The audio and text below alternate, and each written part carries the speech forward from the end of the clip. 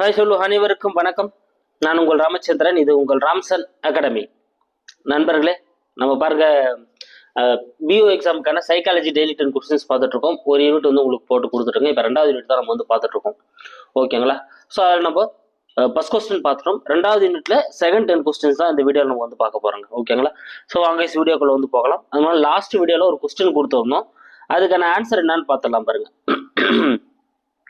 Last வீடியோவில் நம்ம கேட்டிருந்த கேள்வி, முதிர்ச்சி அடைந்த ஒருவரின் கவன வீச்சு எவ்வளவாக இருக்கும் அப்படின்றத வந்து நம்ம லாஸ்ட் வீடியோல வந்து கேட்டிருந்தோம். அதுக்கான ஆன்சர் என்ன அப்படின்னு பாத்தீங்கன்னா 6 to 7.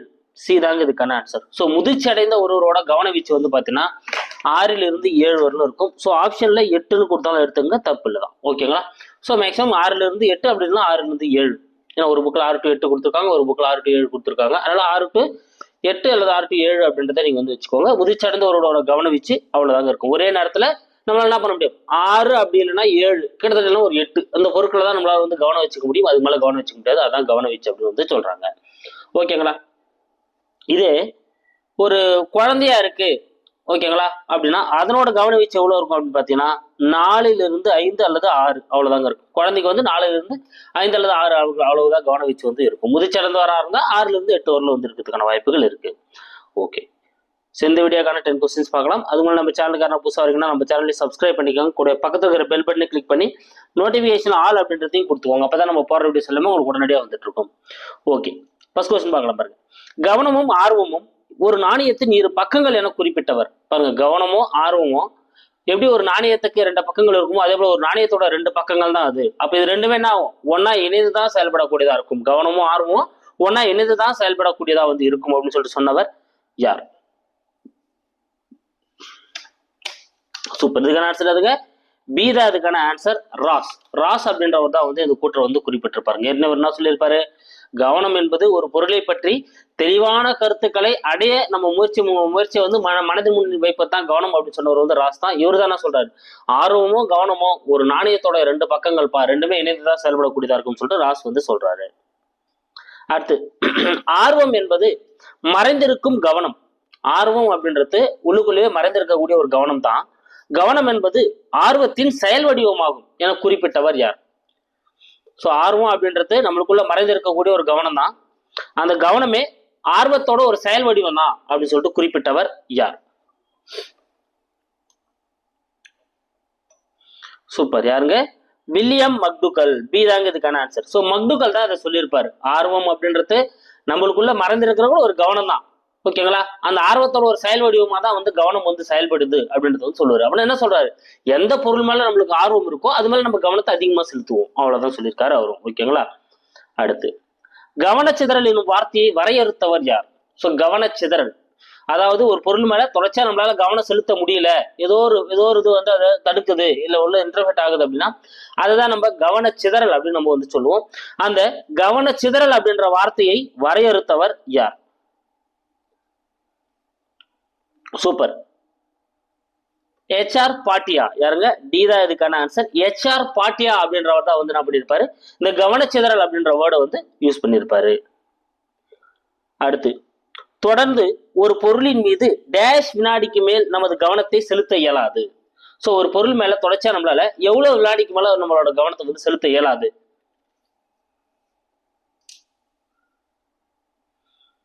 சூப்பர். எவ்வளவுங்க? 10 வினாடி. நீங்க ஒரு பொருள் மேல 10 வினாடிக்கு மேல உங்களோட கவனத்தை வந்து செலுத்த இயலாது. ஓகேங்களா? சோ 10 வினாடி வரலும் தொடர்ச்சி நம்மளால கவனத்தை செலுத்த முடியும். அதுக்கப்புறம் நம்மளோட கவனம் வந்து ஊசலாடும் தன்மை ஆயிடும். வேற ஒருத்தர் மேல போக ஆரம்பிக்கும், வேற ஏதாவது திங்க் பண்ண ஆரம்பிச்சிடும், கவனம் மாறும், கவனம் சிதறல் ஏதோ ஒன்று ஏற்பட ஆரம்பிச்சிடும். ஆனா 10 வினாடியில் வரும் நம்மளால ஒரு பொருள் மேல கவனத்தை செலுத்த முடியும். பார்வை கவனத்தில் ஏற்படும் மாறுதல்களை கண்டறிய உதவும் சோதனை கருவி எது? பார்வை கவனம்.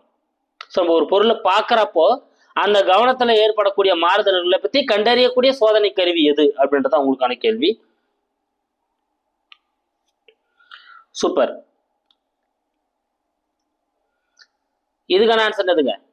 மேசன் தட்டு.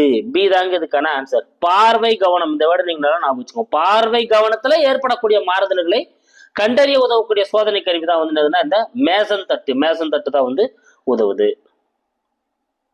அடுத்து 7வது கேள்வி. ஒரே நேரத்தில் இரு செயல்களில் கவனம் செலுத்துவதை குறிப்பதே கவன பிரிவாகும் என கூறியவர். ஸோ கவன பிரிவு அல்லனா கவன பகுப்பு அப்படின்னு சொல்லுவாங்க. ஓகேங்களா, ரெண்டும் ஒரே வேர்டு தான். டைவர்ஷன் ஆஃப் அட்டென்ஷன் அப்படின்னு சொல்லுவாங்க. அட்டென்ஷன்ல இருந்து டிவியேஷன் ஆகுறது, அதான் வந்து கவன பகுப்பு அல்லது கவன பிரிவுன்னு சொல்லுவாங்க. ரெண்டும் ஒரே மீனிங் தான். அப்போ ஒரே நேரத்துல ரெண்டு செயல்கள், சில பேர்லாம் என்ன பண்ணுவாங்க, ஒரே நேரத்துல ரெண்டு வேலை செய்வோம். பேசினா வந்து கூட பின்னுவாங்க, சில பேர் வந்து பார்த்தா பேசினா துணி தைப்பாங்க. ஸோ ரெண்டு பேர் பொருள் ஒரே நேரத்துல வந்து கவனம் செலுத்துவாங்க. அதை தான் நான் சொல்றாங்கன்னா கவன பகுப்பு அப்படின்னு சொல்லிட்டு யார் குறிப்பிடுறாரு அப்படின்னு பார்த்தீங்கன்னா வுட்வர்ட். யாருங்க? வுட்வர்ட் அப்படின்றவர் தான் வந்து குறிப்பிடுறாரு. அப்ப சீதா வந்து இதுக்கான ஆன்சர் வுட்வர்ட். முதலில் கவனவீச்சு சோதனை யாரால் நடத்தப்பட்டது? பாருங்க, கவனவீச்சு அதை பத்தின சோதனையை முதலில் நடத்தியவர் யார்?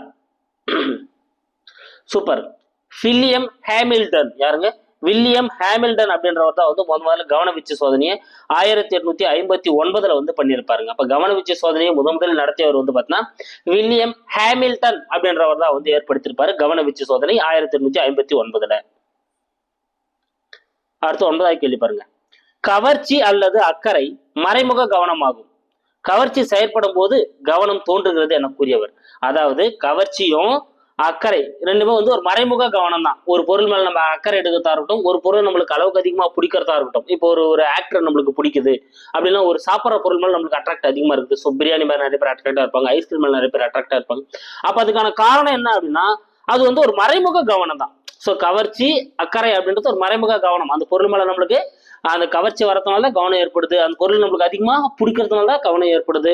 அப்போ அப்போ கவர்ச்சி செயற்படும் போது கவனம் தோன்றுகிறது. ஒரு பொருள் நம்ம கவர்ச்சி அதிகமாயிட்டா அப்ப நம்மளுக்கு ஒரு ஆக்டர், நம்ம பிடிச்ச ஆக்டரை பத்தி படிக்கிறது, நம்மளுக்கு பிடிச்ச விஷயங்களை வந்து தேடி தேடி தெரிஞ்சுக்கிறது, இந்த மாதிரி விஷயங்கள்லாம் வந்து பார்த்தோம்னா அப்போ கவர்ச்சி செயற்படும் போது கவனம் தோன்றுகிறது அப்படின்னு சொல்லிட்டு கூறியவர் யார்?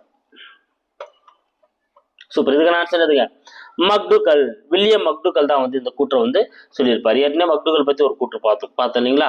என்ன சொல்றாரு?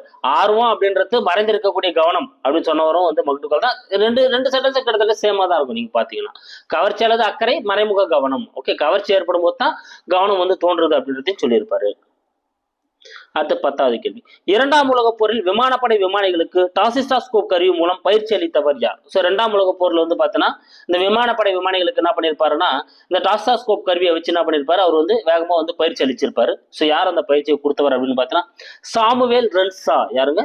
சாமுவேல் ரென்சா அப்படின்றவர் தான் வந்து இந்த பயிற்சியை வந்து கொடுத்திருப்பாரு. இம்பார்ட்டன், நல்லா ஞாபகம் வச்சுக்கோங்க. 2ஆம் உலகப் போர்ல இந்த டாசிஸ்டாஸ்கோப் கருவி மூலமா விமானப்படை விமானிகளுக்கு பயிற்சி அளித்தவர் சாமுவேல் ரென்சா அப்படின்றவர் தான். ஓகேங்களா? சரி, இந்த 10 கொஸ்டின்ஸை வேகமா ஒரு ரிவிஷன் கொடுத்துறேன். கவனம், ஆர்வம், ஒரு நாணயத்தோட 2 பக்கங்கள் சொன்னவர் வந்து ராஸ். ஆர்வம் என்பது மறைந்திருக்கக்கூடிய கவனம், கவனம் என்பது ஆர்வத்தின் செயல் வடிவம் தான் அப்படின்னு சொன்னவர் வந்து மக்டுகல். கவன சிதறல் வார்த்தையை வந்து HR பாட்டியா தான் வந்து இன்ட்ரடியூஸ் பண்றாரு. தொடர்ந்து 10 வினாடிகள் மேல ஒரு பொருள் மேல கவனம் செலுத்த முடியாது. பார்வை கவனத்தில் ஏற்படக்கூடிய மாறுதலை கண்டறிய பயன்படக்கூடிய கருவி மேசன் தட்டு. ஒரே நேரத்துல இரு செயல்கள் மேல கவனம் செலுத்துறது தான் வந்து கவன பகுப்பு அல்லது கவன பிரிவுன்னு சொன்னவர் வந்து வுட்வர்ட். முதலில் கவனவீச்சு சோதனையை ஏற்படுத்தியவர் வந்து பார்த்தீங்கன்னா ஹாமில்டன். கவர்ச்சி அல்லது அக்கறை வந்து ஒரு மறைமுக கவனம் தான். கவர்ச்சி செயல்படும் போதுதான் கவனம் தோன்றுதுன்னு சொன்னவர் வந்து பார்த்தீங்கன்னா மக்டுகல். 2ஆம் உலகப் போர்ல விமானப்படை விமானிகளுக்கு டாசிஸ்டாஸ்கோப் கருவி மூலமா வந்து பயிற்சி அளித்தவர் யாருன்னா சாமுவேல் ரென்சா. அப்படின்றவர்தான் வந்து பயிற்சி அளித்திருப்பாரு. ஸோ இந்த வீடியோக்கான உங்களுக்கான கொஸ்டின்ஸ் பாருங்க. டேஷ் நினைவில் இருக்கும்போது ஆல்ரெடி எக்ஸாம்ல கேட்கப்பட்ட கேள்வி. ஓகேங்களா? டேஷ் நினைவில் இருக்கும்போது நம் முன்னால் இருக்கும் கருத்துக்கள் மற்றும் எண்ணங்களுடன் பொருந்துவதற்கு காலப்போக்கில் படிப்படியாக நிர்ணயிக்கப்படும். ஸோ அப்போ இந்த 4 ஆப்ஷன் எது அந்த டேஷ்ல வரும்? எது நினைவில் இருக்கும்போது நம்ம முன்னால் இருக்கக்கூடிய கருத்துக்களா இருக்கட்டும், எண்ணங்களா இருக்கட்டும், அது பொருந்துவதற்கு காலப்போக்கில் படிப்படியா வந்து நிர்ணயிக்கப்படுது அப்படின்றத வந்து உங்களுக்கு வந்து கேள்வி. ஸோ 4 ஆப்ஷன்ஸ் இருக்கு பாருங்க, இதுல எது ஆன்சரா வரும் அப்படின்றத வந்து நீங்க பார்த்துட்டு சொல்லுங்க. ஓகேங்களா? So thank you guys. கண்டிப்பாக இந்த வீடியோ உங்களுக்கு பயனுள்ளதாக இருந்திருக்கும். அடுத்தடுத்து நம்ம வந்து இன்னைக்கு மேக்ஸிமம் வந்து தமிழ் எவ்வளோ முடியுமோ உங்களுக்கு நான் உங்களுக்கு வந்து கொடுத்துட்றேன். ஓகேங்களா? Thank you guys. அடுத்த வீடியோவில் வந்து நான் உங்களை சந்திக்கிறேன்.